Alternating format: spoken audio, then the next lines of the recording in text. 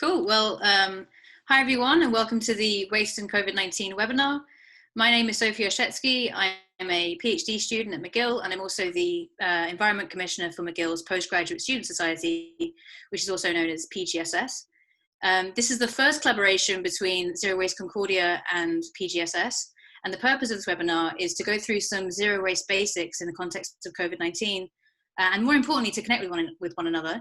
So after the presentation, there will be a breakout room session where you can share your experiences of waste during COVID-19. We ask that you please be respectful and let each other know your preferred pronouns. If you don't feel comfortable talking, the chat box is an option. And if you want to be a fly on the wall, that's also fine. Just to let you know, we are actually recording this webinar, but the breakout rooms will not be recorded. We're gonna have everyone muted initially, but if you have any questions, like Matt was saying, feel free to put them in the chat box, and we have co-workers who will answer questions for you. Over to Matt. Hey everyone, I'm Matthew Leddy. I am the Zero Waste Coordinator for Zero Waste Concordia.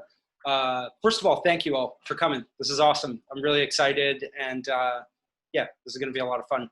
So a little bit about myself. I studied from 2013 to 2018 at Concordia. I did an honors degree in human environment, which is in the geography department, and a minor in sustainability. And I did my honors thesis on an investigation into composting participation at Concordia.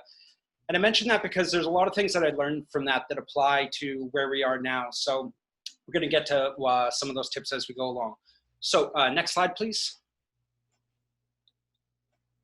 So we'd like to begin, do a territorial acknowledgement to begin with. We would like to begin by acknowledging that Concordia and McGill universities are located on unceded Indigenous lands. The Kanien'kehá:ka Nation is recognized as the custodians of the lands and waters on which our campuses are built. Tiohtià:ke, or Montreal, is historically known as a gathering place for many First Nations. Today, it is a home to a diverse population of Indigenous and other peoples. We respect the continued connections with the past, present, and future, and our ongoing relationships with Indigenous and other peoples within the Montreal community. Next slide, please. We stand in solidarity with Black Lives Matter. The recent events and ongoing work of our Black community members have shown us that good intentions in the zero waste community are not enough to address systemic racism. We are committed to revisioning how our strategies and actions can align with the goal of an anti-racist and truly inclusive zero waste movement. Both here at Concordia and McGill, as well as across the globe, affluent white people have become the dominant voices in the zero waste movement, while people of color are not as readily seen or heard. Participation and leadership to end environmental racism should not only be for those who can comfortably and safely afford to refuse, reuse, and repair, but we must demand it for all. We want to thank our Black community members for holding us accountable and encourage fellow white and non-Black zero wasters to join us in this journey of revisioning our movement and getting better at listening to Black voices. Please continue to engage in the conversation and promoting the voices that we all need to hear. Next slide, please. So just a bit of information as well. This is where you can contact us, as well as a couple upcoming events. So if everyone can either, I'm trying to think of the best way to share the take-home notes with you. I guess probably send me an email would probably be the best way. I'm sorry, I didn't think of a more efficient way to do it in advance. But all of the resources that we cover here today, the links, references, all of the information is just in 2 sheets. So yeah, that'll be ready for you. So a couple other things. So some events that are going on for Concordia. We have the Help Me Go Zero Waste Challenge, which is essentially a waste audit at home, and a mini challenge of that, which is where you pick one item that you're stuck, that you can't compost, recycle, or reuse. And you tag Zero Waste Concordia on Facebook and tag a friend, get them talking. At McGill, in August, they have an urban beekeeping workshop. And in September, it's a discussion of divesting fossil fuels at McGill. Enough about me. Sophie, next slide, please. Yeah, so we thought we'd start with some unsettling facts before going into the zero waste. So in Canada, around 1.94 kilograms of waste is produced per person per day. Globally, there's around 2 billion tons of waste produced per year. And by 2050, that's expected to go up to 3.4 billion tons. Earth Overshoot Day this year will be on the 22nd of August. This means that if we had 1 year to safely reuse the resources that can be regenerated, we would exceed that capacity by August 22nd. Interestingly, before COVID, the Earth Overshoot Day was calculated to happen in late July, but this small reduction is due to reduced activity due to COVID. In general, we should avoid sending waste to landfills because it releases methane, a powerful greenhouse gas, even more powerful than carbon dioxide, which we all know is really problematic for the environment. And next slide, please. All right, so I'm going to tell you a few things about what does it mean to be zero waste, so you can hopefully apply these strategies and live a more sustainable life. So zero waste generally means the following 3 points. So it's striving to reduce our landfill waste as much as possible, knowing that the majority of materials that we create can be reused, composted, or recycled. And so at Concordia, we did a waste audit, which I'm going to get to in a little bit. And a waste audit essentially, you break down the types of waste that are in a stream and the quantities of it, and you get an accurate breakdown of exactly what is in your trash. And at Concordia in 2013, we did one, and we found that 43% of what was in the garbage was organic matter, so food. So imagine a garbage bag, and half of it, nearly half of it right away, could have gone somewhere else, created dirt. 32% of it was either plastics, glass, or metal.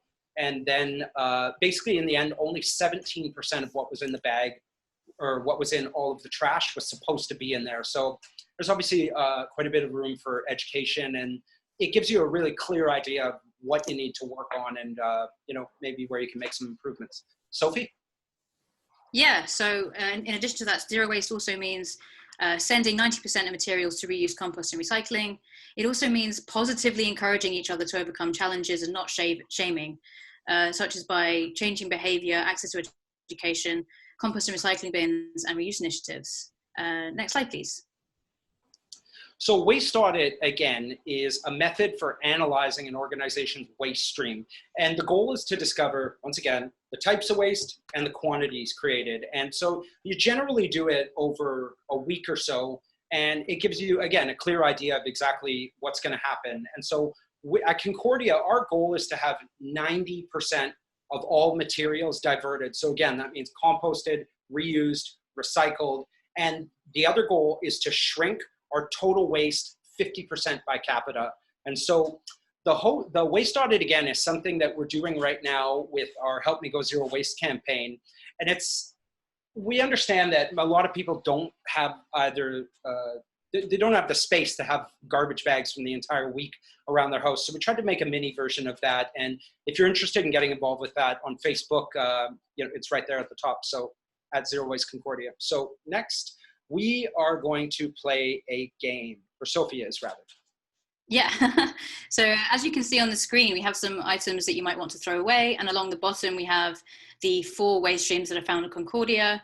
These are the landfill or garbage, containers, mixed packaging, or plastic, metal, glass, also known as PGM. There's plastic and paper and cardboard, and there's organics or compost. It's worth noting that at McGill and in other places, sometimes there are only 3 streams. This is because PGM is technically mixed recycling, which means that paper can go in the stream as well. And we recognize that not everyone has compost at home, so we're going to get to that later in the presentation. So now what we'd like you to do is sort all these items into the correct stream and put your answers in the chat box, and then Matt will go through the answers with you. So it'll take about 2 minutes to do that. So single-use gloves, let's start there. Where would those go? And why, if you want to go for some bonus points? There are no prizes.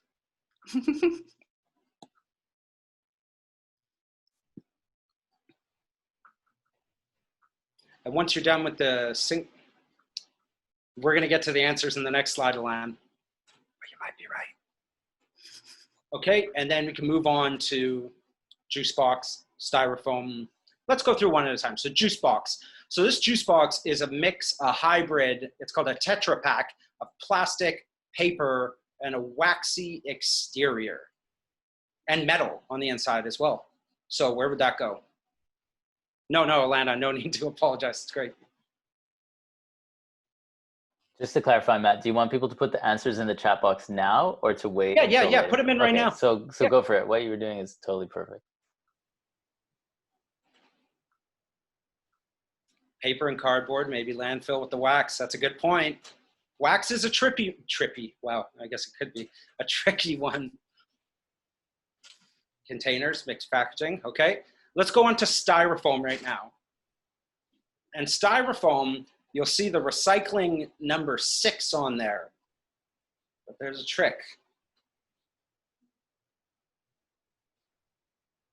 Landfill, landfill, landfill. You can't just copy and paste everyone else's answers, Laura. Okay, face mask. Now, let's say that it's been used. So you've taken it off at the end of one day. Where does it go? Okay, landfill, landfill. Fair enough.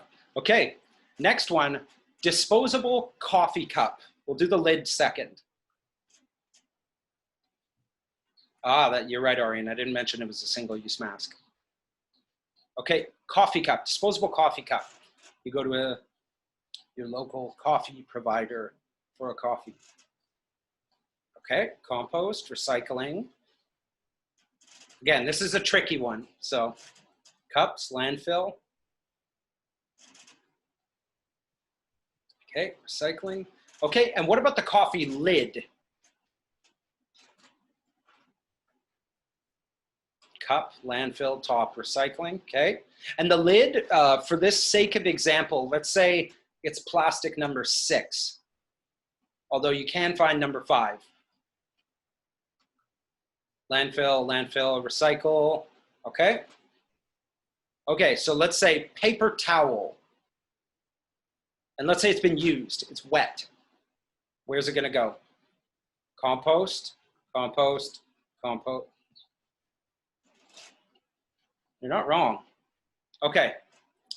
I think we need to do a silent vote next time and then see the answers or something. Yeah, that's a good point. Okay, so bioplastic. So let's say you have a coffee cup or a compostable cutlery or something, and it says compostable. That's a terrible one. There's the answer right there. Okay, should have set that one up better. Okay, and the last one, I'm sure, banana peel. You can figure out where that goes. Okay, can we get the answers, please, Faisal?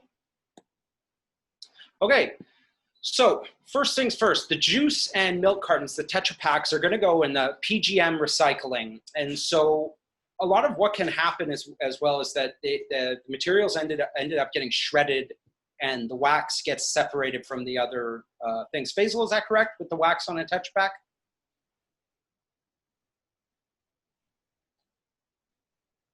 Okay. Sorry, here I am. It took me a while to get to the app. It's okay. Okay. So coffee cups, are you talking about the Tetra Packs? Tetra Packs, not the coffee cups. Yeah, so Tetra Packs are like a special proprietary technology that has the ability to be recycled. So yeah, they are separated in a hot vat of liquids, and you can then recycle the components. Cool.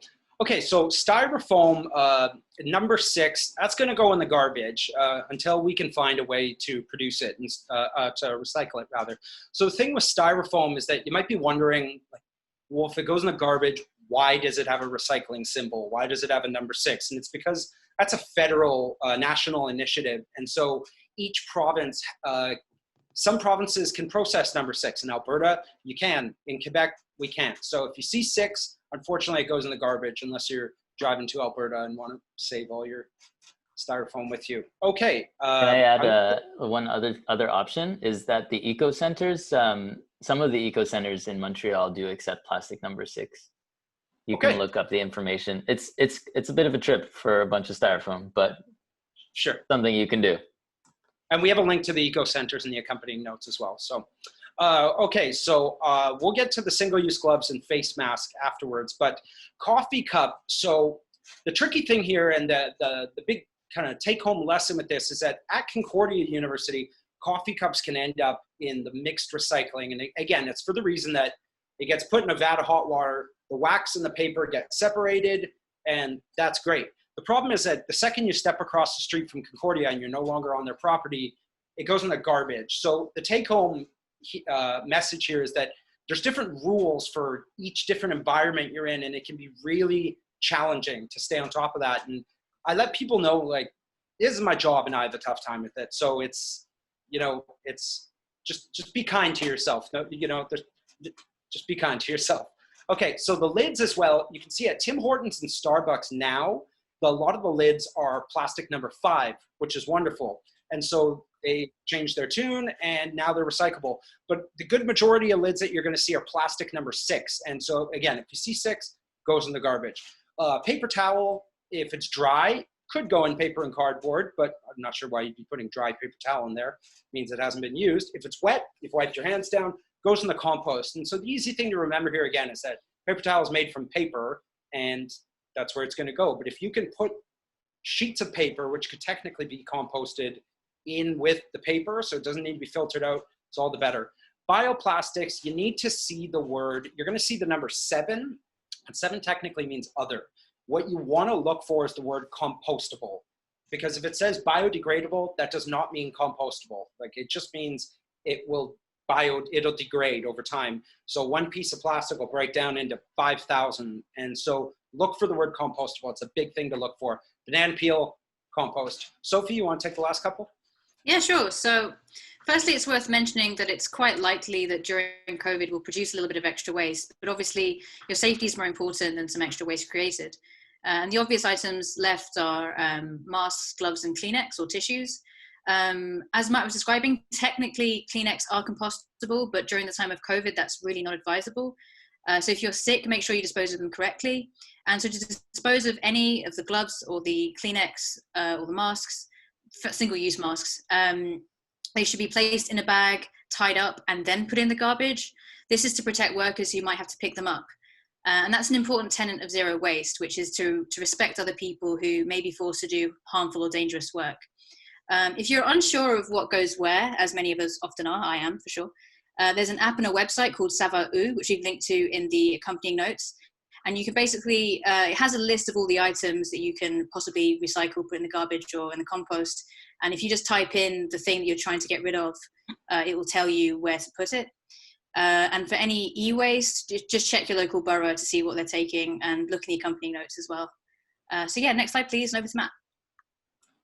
Okay, so I want to tell you about some of the initiatives that are happening at Concordia related to zero waste. And so the first one I want to tell you about is the Concordia University Center for Creative Reuse, or known as Sucker. And so Sucker takes materials that would have otherwise ended up going in the landfill and diverts them, and you keep them so that they can be used for just about any purpose. If you have 1,000 buttons or off cuts of wood, let's say from a prop making department at the theater, or sheets of fiber, or after COVID, we're gonna have these big things of plexiglass, and unfortunately it probably end up in the garbage otherwise. But what's wonderful about Sucker is that they take these and they've made an entire center, which is like somewhere in between an IKEA and a bulk barn, where everything's available and you can just go in and it's free. And so it's really awesome. And so if you get the chance, whenever the university's back open, they're there. And so if you're worried about safety as well, the thing is any materials coming in, there's gonna be a pause area there. So COVID-19 can't last for more than 3 days, as far as I understand. Please correct me if I'm wrong there, on a material. So it's gonna be left in an area where it'll be a minimum of 3 days. And so safety first, they're gonna have information to be able to check, you know, like when people are coming, going, in case someone does get it. And so, yeah, it's all worth checking out. That's a really, really great organization. So next bit that we are going to talk about, next slide, please, sorry. So next thing as well is events. So sustainable events. Events create a ton of waste, or they can.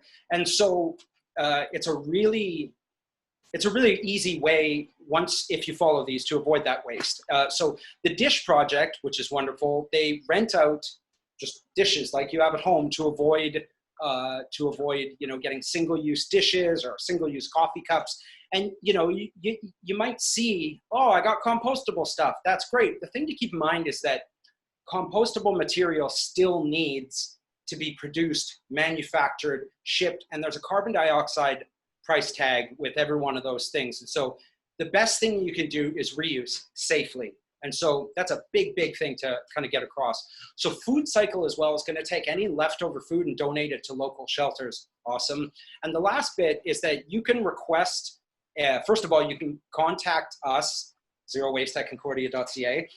You can contact us to request a compost bin for your event, to request a person to stand by that compost bin and kind of do some waste education. And as well, we have custom 3D posters. And so the good thing about those is that, yeah, I'm sure we've all gone up to a poster sometimes, gone, what goes where. What's great about these is the 3D is, let's say you're doing a film screening, you could take a popcorn bag and attach it to the poster, and a pop can, and this and that. So when people walk by, all of the waste that could be created at the event, all they need to do is look at the poster and it's right there. So it's about making things convenient and accessible. That's how we're gonna, that's generally how you're gonna have a good amount of participation. Sophie, you want to tell us about McGill? Yeah, sure. So the Sustainability Projects Fund is a seed funding initiative that basically any student or staff at McGill can apply for to promote or further sustainability on campus. And the SPF actually funded quite a lot of the initiatives that we see on the screen here. So the first one to mention is the Plate Club. This is the same as the Dish Club that Matt mentioned earlier. There's Meal Care, which is a great student-run initiative that donates leftover food from the cafeteria and events to shelters. There's Green Labs, as we spoke about earlier. They push for greener practices in McGill Labs. And there's also the Ban the Bottle campaign, which, as the name suggests, they try to ban the bottle on campus and encourage people to use reusable alternatives. So if you have any other questions about that, let me know by email. Next slide, please. So now we're getting into some of the tips for home. And so, sorry. Compost. So you're wondering, what can we do? Oh, wait, am I on the wrong slide? Well, yeah, this one's Sophie. Sorry. So for shopping, if you can buy package-free food, that's great for the zero waste movement, but obviously your health comes first. Absolutely anything that makes its way into your home should be washed, even if it's wrapped in plastic. Just because something's wrapped in plastic does not mean it's sterile. E.g., you could have a cucumber that's wrapped in plastic that someone sneezed on before. That's really stuck in my mind for some reason. On the subject of washing, it's worth mentioning that before and after COVID, we will be reusing all sorts of materials such as plates and utensils at restaurants or door handles and seats on the metro. If we clean everything properly, we will be okay. With regards to food, if you can, get your food delivered. If possible, leave a pause area, as Matt was describing earlier. And being aware of where food is coming from during this time is crucial. Also, making meals from scratch is, instead of purchasing already made meals or foods with a lot of packaging, is a great way to reduce waste. And with food donations, it's best to donate pre-packaged meals or tinned or pre-wrapped, because these come with the lowest risk of spreading the illness. And you can donate to the Concordia Food Coalition, who happen to be delivering emergency baskets to people who need them. There's also the Food Bank, Trash Talk, homeless shelters are also accepting donations. And with household items, donation boxes are now being picked up again after a pause. And make sure that anything you're giving away is clean, and also money works too. Now over to Matt on composting. Now it's this slide. Okay, now we've been over what goes where. So you have food and you're wondering, well, this is all good and fine, but I don't have a compost bin. What do I do? So maybe you're in an apartment and there are over, 8 units in the apartment. Like, the city didn't give us a compost bin. If you have a neighbor outside, a couple houses down, you have a good relationship with, and they have a compost bin, you could always ask them if it's okay if you put your stuff in. That's, don't just drop it in, obviously. You could make a backyard composter if that's your thing, links in the accompanying notes. If that's too much work, but you still think it's cool, you could ask your neighbor if they want to help make a backyard composter or share the cost of one. You could get a composting, what's the word I'm looking for? You could get Compost Montreal to come pick up the compost at your house. I just had a brain fart there. And if that's too expensive, you could share the cost of that as well. So it's also vermicompost. And so it's the use of earthworms to consume the food and enhance the process of waste conversion. So back to you, Sophie. Yeah, so next slide, please. Sorry. Oh, that one, yeah. So the main point here is to try and shop and buy local wherever possible. If you can't find the product locally, or for whatever reason aren't able to go in person, you might find yourself on Amazon. If you're stuck purchasing from Amazon, we have some tips for reducing packaging in the take-home notes. Buying used is a really useful way to reduce your impact on the planet, not least because shipping a used item has less impact than buying a new one. Kijiji and Craigslist are still operating. The important point here is to reduce your purchasing as much as possible and reuse what you can safely. And the final slide, I believe, before the breakout. Yeah, next slide, please. Yes, that's one. Finally, some broader challenges in relation to COVID-19 and the planet before going to the breakout rooms. In terms of greenhouse gases, we will likely see a reduction in emissions, which is great. But while this is a good outcome, we didn't quite get there the way we would have liked. This is because there is yet to be systemic, sustainable, long-lasting change associated with the outcome. And after COVID-19, people, politicians, and companies may be hesitant to engage in ventures that are long-term, like climate change promises. And this is why it's important that everyone get involved in any way they can. So another thing I want to say before we wrap up this section of the webinar as well is that, in my opinion, things are a lot easier to change when a lot of things change, when the bottom falls out. And I think a pandemic qualifies under that. And so if we can, it's a really good opportunity to it's shown that human beings are capable of making the kinds of changes that climate change demands of us. And so I think it's really important to remember a lot of the lessons that we might have learned during this time. God help us. I hope this is the only one of these we have in our life. And, you know, I'm sure everyone is doing a lot better than they think they are. It's a rough time on everyone, but, you know, you're doing your best and keep it up. You're doing great. So thank you. So next, last couple things. Again, the contact is all here if you need to get in touch with us. You want a waste bin, you want a sustainability ambassador, pitch a zero waste idea, you can read, it's all there. Just reach out to us. All the contacts are there. Again, it's in the accompanying notes. Or if you want to leave a comment on the Facebook page, I can reach everyone from there. So now time for the breakout rooms. Next slide, please. So what's going to happen here is we have 10 minutes. And what we're going to do is we're going to split everyone into breakout rooms. And again, please be respectful. I doubt you'd be here if you weren't, so keep it up. Please let people know your preferred pronouns, addressing one another. Again, if you don't feel comfortable speaking, chat box is there, or if you just, you know, kind of want to hang out, that's okay too. But the big thing is that please delegate one person per room to share your answers when we come back. So we just have one question, it's one at the top, and it is, since COVID-19, have your views or zero waste routine changed in any way? And if so, how? Maybe, you know, types and quantities of waste you're creating are different. How are you feeling? It's open-ended. So 10 minutes, we're going to put everyone in the breakout rooms now. And afterwards, after 10 minutes, we will all be ushered back here. So however many people are in there, just please remember there's only 10 minutes. So don't be like me. Be frugal with your words. So our group was talking about trying to shift to shopping in smaller stores where the stores had taken initiative and in some cases reintegrated using reusable containers, so small bulk stores that you could bring reusables. But that's only been a very recent shift in the changes in those small stores. Buying in bulk again, so as bulk stores were reopening, doing that, which was great. Finding stores that would do things package free, which has been a bit of a challenge, and some of our group members have seen actually an increase in plastic wrapping, so that's been really a challenge.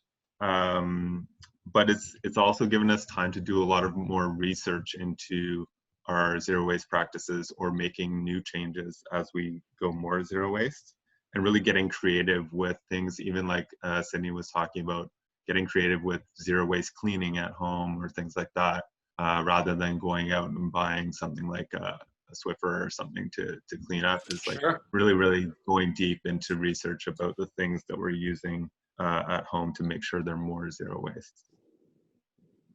That's it. That's awesome. Nice. Who wants to go next? I couldn't see who said I'll do it. We had Sydney, but also Luz, I think, raised her hand as well. And so I don't know who's in what group. I think if we only have 3 groups, Luz and Sydney, are you 2 in the same group? No, okay, then that's perfect. How many breakout rooms did we have? I thought 3. Matt, were any of them in your group? There we go. Sure. Okay. Good. It doesn't matter. Yeah, so do I. Okay, good. Sydney, you want to go first? Sydney was with Arian. So maybe Sydney, if you have any extra things you want to add from your conversation. Sorry, the computer. Oh, Sydney was with Arian? Yeah. But maybe Sydney wants to add a couple of extra thoughts? Or are you good? Okay. Cool. All right. It's either Luz or Matt now. Luz, how about that? Let me unmute you. I think it takes a second. Are you unmuted now? Okay. Works now. Okay, so in our group we were discussing how difficult it has become for a lot of us to recycle. There were some things like some companies and suppliers that were doing the recycling before. They are just not working anymore, or they are just a little bit like they don't want to do to expose their workers for the recycling facilities. So they are just not as open to keep on helping with that. We also have someone in the group that they attended 2 events, for example, weddings and things like that, where everything is going, it's all the dishes and everything is not reusable. It's all single-use plastics and single-use dishes, which is pretty bad because this means like it's going to be a very good opportunity for everyone not to do the extra effort, walk the extra mile to do the recycling process. We also had some good things and good initiatives as well in the group. We had someone that's found that's easier to do recycling from home and cook everything, and therefore make it easier to be zero waste. And also someone else is doing tissue from so it's like sponges done with tissues from clothes. So this is like a good way to help reducing. Yeah, that's great. I just don't remember your name, but sorry, I think that was, I think she left because she has something at 1. But yeah, she was doing something pretty great, and some face masks with the clothes and everything. That's great. And I also shared something that we are doing with Net Impact Montreal, which is a project that's being directed with some of the volunteers in the in Net Impact, and is a project for coffee shops, where they are developing guidelines for coffee shops to reduce their waste as well, and to therefore do mitigation measures for reducing climate change, which is a little bit challenging maybe in the pandemic, but it's definitely possible. So yeah, that's everything that happened in our group. Thanks. It's before I share mine, it's just so cool to hear all these answers and just hear people's feedback. It's just so many great brains and thoughts. It's really cool. So thanks again. Okay, so in ours, there's frustration, having to wear masks and gloves, single-use ones, can lead to more waste. I'm not sure how, I guess other than maybe using a Kleenex instead of a glove. I don't know about, I guess reusable gloves, is that just like winter gloves or something? I don't know. If you know, please correct me. I don't know. Someone else shared that they had the same views as before, zero waste views. They hadn't changed, but they weren't as careful with zero waste activities, and because they wanted to be, they want to be safe, and that's a legitimate concern. More waste, and it's not necessary, like single-use waste, single-use masks. Try and use a reusable one, carry a couple. It's a really good way that was their suggestion, good way to avoid the waste. Someone else said that they were actually more motivated during this time, and they were more motivated to inspire and support their family members and friends who maybe didn't know what to do, they really kind of stepped up and used this as a great opportunity to say, hey, kind of this is what you could do, this is that. So that's really cool. We had someone else say, eating out has become a treat again, which is cool. You know, it's why wouldn't that be awesome? But they unfortunately have to refuse single-use cutlery, still carry their own reusable cutlery, but they naturally put single-use cutlery in the bag, which I guess is a pretty good thing. If you get a soup or something, it's better than not having it. Someone else said that eating less in restaurants as well, which means less takeout material. They were cooking more at home, but now things are opening up again, and here we are. So anyways, that's it for this section of it. So the last bit of it, again, thank you all. The last bit of this is kind of just a free, open chat. If anyone has any points, we can respond to each other. Also, again, if you're part of an organization or you want to connect with other people, you feel comfortable with it, please feel free to put your LinkedIn, the gram, as they call it, Facebook, whatever, email, it's up to you. If you feel comfortable sharing that, introduce yourself, say who you're a part of, and I'll open the floor up. Anyone have any?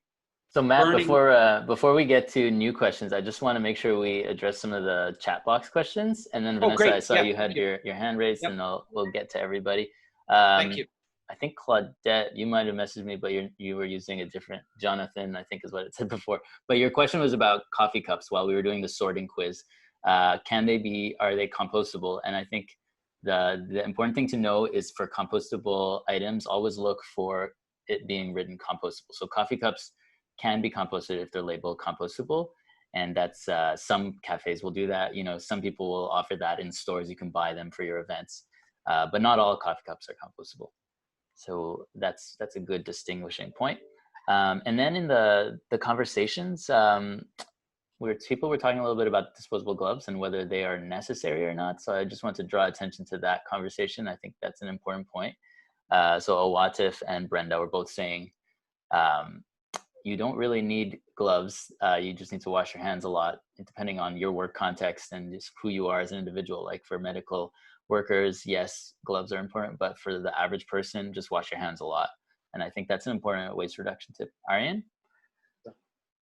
Yeah, I think there's like a sense that if you wear gloves, you're going to be safe. But as soon as you put on the gloves, they've already become not safe, particularly in terms of how you put them on. And then as soon as you touch the front door to leave your home or even a railing, they have now become obsolete essentially. And I believe Concordia is taking the stance that for the fall is that its gloves are not recommended on campus, but definitely reusable masks are going to be required when coming to campus if you are coming to campus. Right. But yeah, gloves, they're, other than healthcare workers, like you said, Faisal, it's not really something that works well. Right. Another comment that came up in the chat was the difference between home compost and municipal and industrial composters in terms of what can be accepted. So for some of those items that are made of bioplastics that are labeled compostable, it doesn't mean you can throw it into your home compost system. If anyone's had the backyard composter or a vermicompost system, you'll know those things are not going to break down there. They even struggle to break them down in the municipal system. So don't throw those out at home. The other thing I wanted to ask about, and I'm going to throw myself in here, is single-use masks. Can they be reused at all? And we had this workshop about single-use to reuse. There's shaking of heads saying, no, definitely don't use them. No, I've heard different accounts about this. So I want to throw that out there. If you are using a reusable mask in the day and then you take it home and then you leave it out somewhere and nobody touches it for a certain amount of time, days, is it technically safe or is it a no, too high risk? What are the thoughts out there? Because I've heard different accounts. Aryan? So you're talking about using a disposable mask and then hanging it up for a number of days? Yep. No one touches it. It seems like potentially risky if somebody doesn't keep it out for a couple of days, right? If you kind of like don't keep track of how long you've had it for since you last used it. Yeah, I mean, you definitely would need to keep track of it. I think also depending on the material that the disposable mask is made from can play a part in How its long the virus can potential last on. reusability. I'm not absolutely not saying that it is reusable, but like even for us going back to campus in the fall, it's going to depend on how much time you will be spending in a particular space that will determine what kind of mask you need to be wearing. So if you're just going through a space, then at least a 2 to 3 layer reusable mask you'll need to wear. But if you're spending like a majority of your day in one particular space, you will need to add a charcoal filter similar to the N95 masks into your reusable mask in order to work that length of time. So I'm hesitant about reusing disposable masks. Okay, I think that's a good recommendation to land on. Vanessa, you have your hand raised. Do I need to unmute you? There you go. Oh, I think we both pressed the button. Okay, I'll press it. Yeah, hi. So I was in the breakout room with Luz, and I'm a nursing student at McGill in the master's program, but I'm also a nurse practicing in the hospitals. So essentially what we're recommending, obviously if you can dispose of your mask, that's one thing if it's a disposable mask, but one thing that's very important is to make sure that you understand that the front of your mask is always considered contaminated. So as soon as you put it on, if you want to reuse it, just don't touch the front of it, right? Because then you're spreading whatever could be the contaminant on it. I had brought up that in the hospitals, I've been trying to I have organized a green team on my unit, but so that's essentially like recycling initiatives and thank you. And like green guidelines put around the unit to limit single-use plastic and to recycle everything that we possibly could in the hospital. There's a lot of waste, as you can imagine. And now since COVID hit, we're back to reusing styrofoam instead of reusable initiatives for our our shared spaces for water. We're back to the recycling initiatives that were put on hold because the recyclers didn't want to put understandably their workers at harm's way.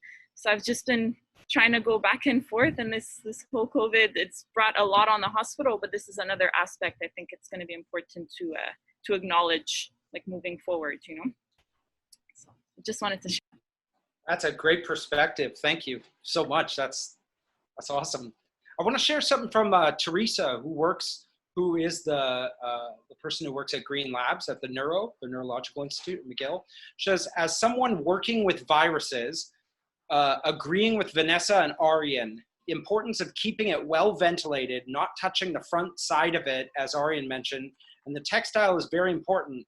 The virus can survive differentially long on different surfaces. Still recommending of not reusing it for an extremely long time. Yeah. And masks, even if you have a reusable one, they're supposed to be washed every day. Is that right? Yep. All right, those are great clarifications. Hugo had his hand raised. Hi, I just wanted to point at some resources in Montreal. Notably, there's the Zero Waste Festival that unfortunately will not be happening this year, but I had the luck to hear about it last year, and I went, and it was a great festival. It's very big. It happens in the Old Port area, and they bring together a bunch of partners and little startup and little sole traders, and it's one big long 3-day festival where you can buy and you can meet a lot of zero waste product manufacturers, and from that I really came out of it with a lot of great stuff to retrofit my house and my zero waste habits. And also, this is more of a technocentric perspective on waste. Is there's a lot of research being done in using artificial intelligence, robotics, and computer vision in the waste sorting process. I know one company in particular in America called AMP Robotics. They have developed and others too. There's a big movement of research, and it's almost a race to see who can scale these systems because they do change the economics of recycling, and they do make it more efficient and safer in the material recovery stream. So I just wanted to share those two little points with you guys. That's amazing. Thank you so much, Hugo. Faisal, you have anything about the oh yeah, you know, AI? I'm all about the AI and waste.